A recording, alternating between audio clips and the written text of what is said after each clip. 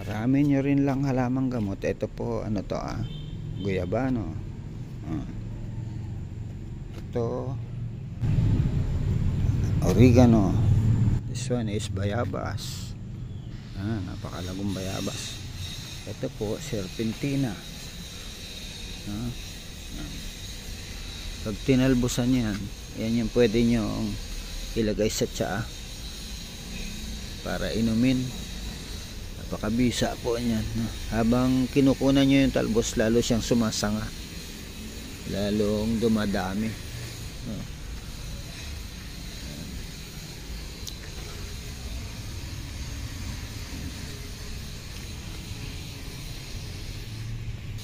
Ito naman po, basil herbs.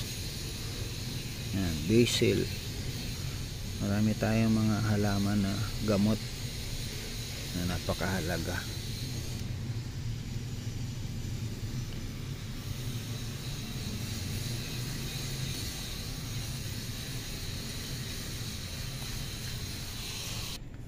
Ito, malunggay. Yan.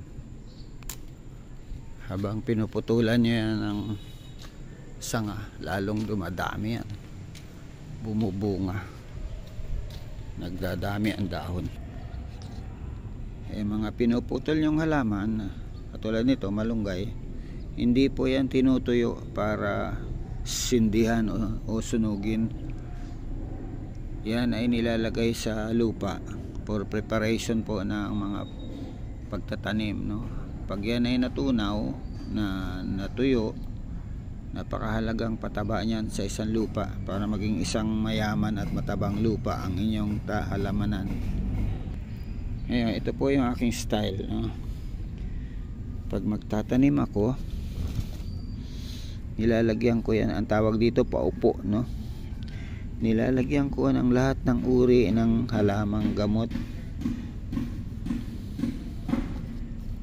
Ang gitna ng lupa, ano? Lupa muna sa ilalim ng paso, then halaman yan. Dahil po niya bayabas, dahon ng bayabas, dahon ng malunggay, dahon ng oregano, dahon ng serpentina, dahon po ng guyabano. Yan, nasa gitna po yan, lupa yung ilalim niyan, no? Yan, malunggay, lupa yung ilalim. Tapos lalagyan uli ng lupa sa ibabaw.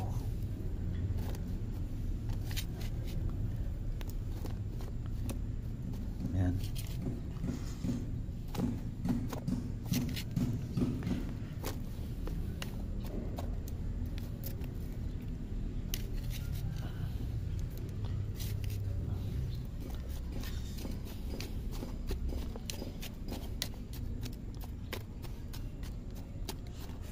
So, ang lupa nyo po, kahit hindi mataba, kahit hindi malusog na lupa o sagana sa vitamina, kahit hindi siya garden soil,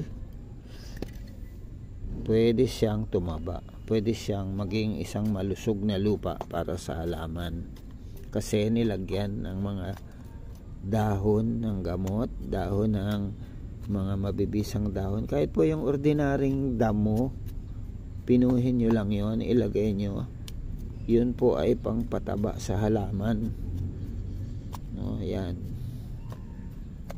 So yung ilalim, yung gitna ng lupa, nandun na yung pataba niya.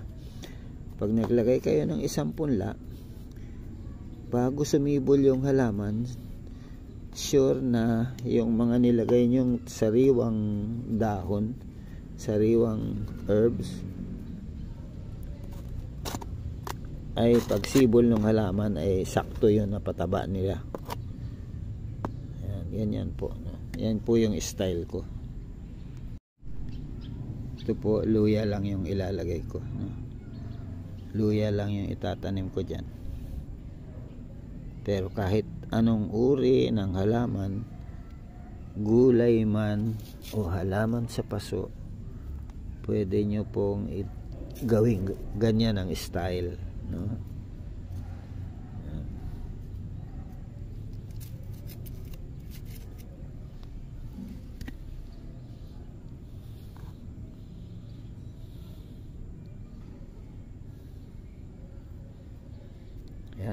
Yan, titingnan nyo yung aking lupa. Hindi po yan masyadong matabang lupa.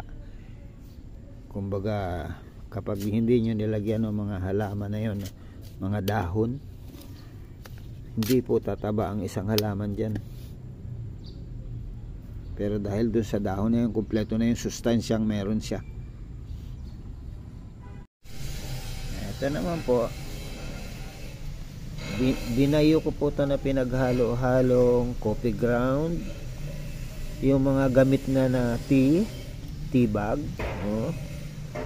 Yung, huwag isama yung bag, yung laman lang nun, yung tea lang, and eggshell. Yan naman po yung nagbibigay sa kanya ng pagsibol ng isang puno ay matibay ang kanyang mga stem, hindi basta-basta nababali. Pampalakas po yan. Yung itlog po pampatibay. Kung mapapansin nyo, lalo na po doon sa nagpa-farm, no, nung maliliit pa kami, kapag po ang manok ay nasa pugaran at yung kanyang mga sisiw ay napisa na, ibinababa yun ng manok, ng inahin, yung kanya mga inakay. Tapos yung mga eggshell, yung pinagpisaan, nagtataka kami, dinudurog yun ng inahing manok at pinapatuka niya sa kanyang mga sisiw. Imagine yun pala, pampatibay ng mga buto ng kanyang inakay. Yung shell, yung eggshell na tinutuka nila, yung pala ang nagpapatibay hanggang sa kanilang paglaki, para matatag ang kanilang mga tuhod at mga binti. Grabe yung yung creation ni God. Alam nung inahing manok kung ano yung kailangang unang kainin ng kanya mga sisiw, ng kanya mga inakay, para maging matatag ito hanggang paglaki. Tingnan nyo yung kalamansi ko. Mababa pa sa baywang ko, ay namumunga na. Sagana sa bunga.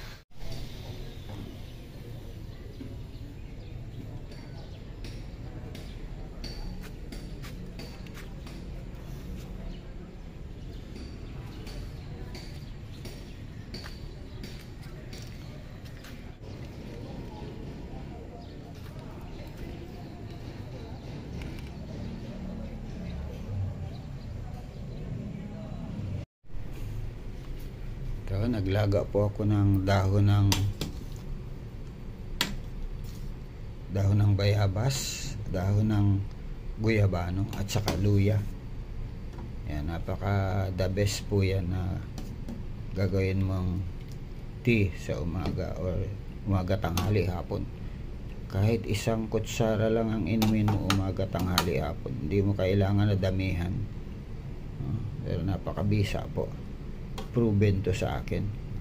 Matibay ang tuhod ko, malakas ang katawan ko, makapagpabuti. Yan ang tulong ng maliit kong halamanan sa akin. Pang sarili kong pangangailangan na itutustusan higit pa sa aking halamanan.